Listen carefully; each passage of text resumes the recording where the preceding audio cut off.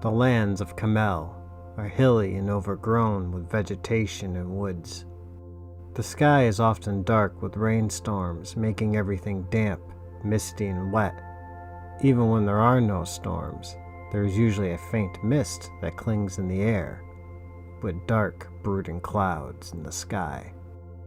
Known as the rainy season of 1,000 years, the storms are believed to be brought about by Tirben Rumblefoot, the halfling god of rain, to make the region fertile for farming, but also to grow the forests thick, providing the halflings endless wood to build the Kamell Great Wall.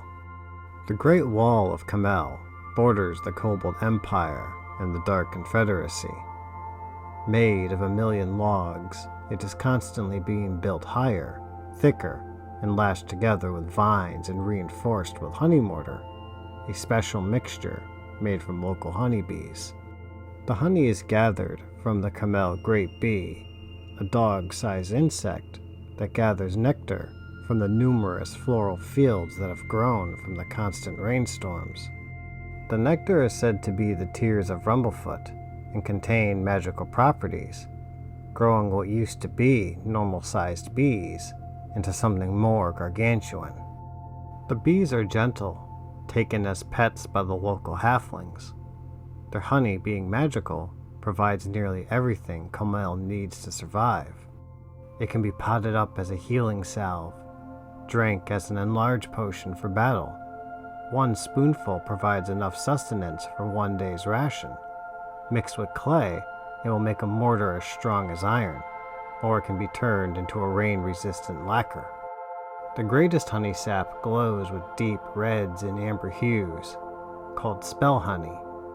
It can be coated on weapons or armor to enchant them with magical properties once hardened. Wizards can eat the honey to restore lost spells. Crystallized honey rods form into magical wands that resist the chasm's vortex and often are used for healing, but any magic type can be created. The halflings of Kamell use the honey to reinforce their cabin homes, as well as coating them in honey lacquer to keep out the rain. They'll often wear dyed oil rag slickers treated with honey to act as rain gear, and often keep bandoliers or belts of jar honey for healing, strength, and food. The honey is so valuable, any excess is stored in vaults or storehouses to prevent thievery.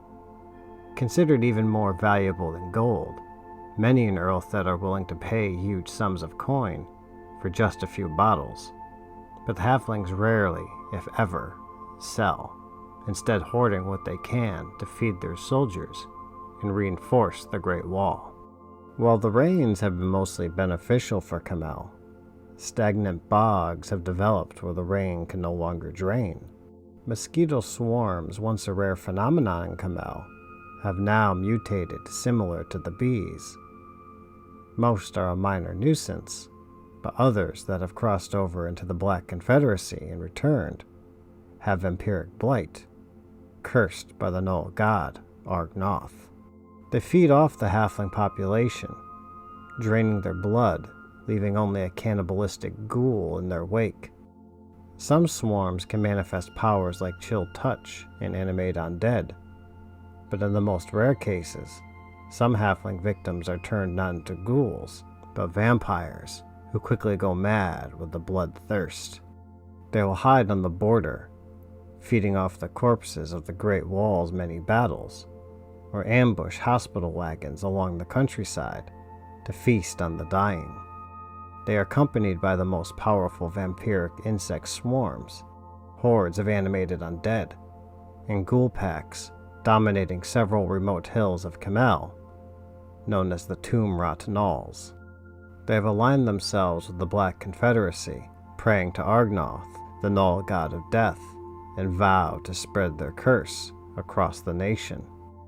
They have even begun to target the bees, turning their honey black into a necromantic ooze, and their hives into a husk of corpses.